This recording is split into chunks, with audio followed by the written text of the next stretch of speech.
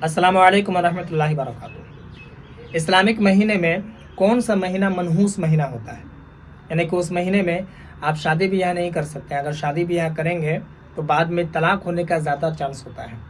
उस महीने में दुल्हन की रुखसती नहीं करनी चाहिए। उस महीने में कारोबार नहीं शुरू करना चाहिए। हम मुसलमान हैं तो हम लोगों को भी ये मालूम होना चाहिए कि इस्लामिक का वो कौन सा महीना है जो मनहूस महीना होता है।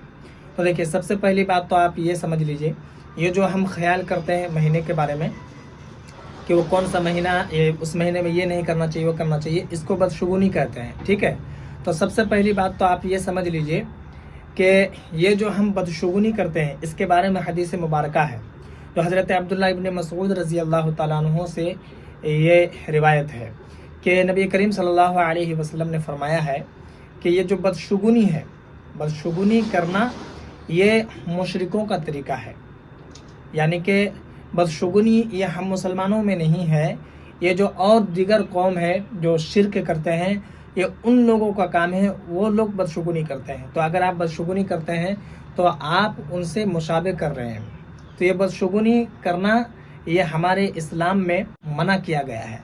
बदशुगुनी उसको कहते हैं जैसे कि किसी की बाएं आँख फड़क रही है तो ऐसा लग रहा है कि अब ये बुरा काम होने वाला है। जैसे कोई घर में आ गया तो और कोई आपका नुकसान हो गया तो हम ये सोचते हैं कि वो घर में आया इसलिए नुकसान हुआ।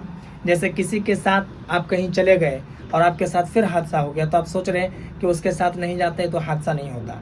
तो यहाँ पर आप एक बात ये भी जान लीजिए कि ये जो इस्लामी जो महीना होता है ये कितना महीना है, 12 महीना है।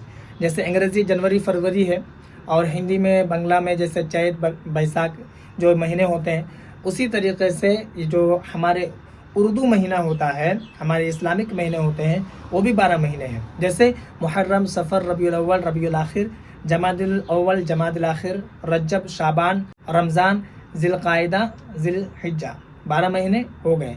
तो मुहर्रम का महीना ये पहला महीना है और दूसरा महीना सफ़र का महीना है। तो ये जो सफ़र का महीना है, सफ़र के महीने में कहा जाता है कि ये मनहूस महीना है, लेकिन ये हमारी और आपकी सोच गलत है, क्योंकि हदीस से ये कहीं भी साबित नहीं है और ना ही अल्लाह तबारक व तआला ने ये कुरान में फरमाया है ये सफ़र का महीना मनहूस महीना है। नहीं, हरगिज़ नहीं।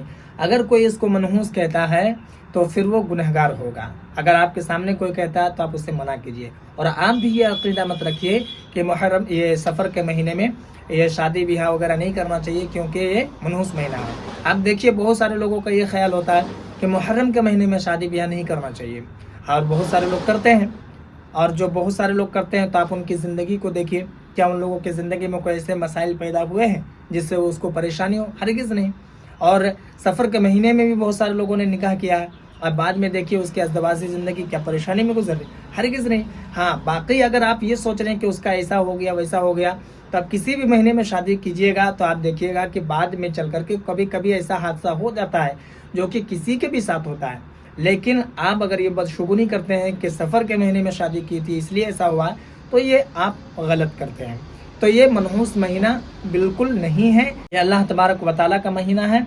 आपसे गुजारिश है कि इस वीडियो को लोगों में ज़रूर शेयर कर दें ताकि ये जानकारी लोगों तक पहुंच जाए। और अगर नए हैं चैनल पर तो चैनल को भी ज़रूर सब्सक्राइब कर लें।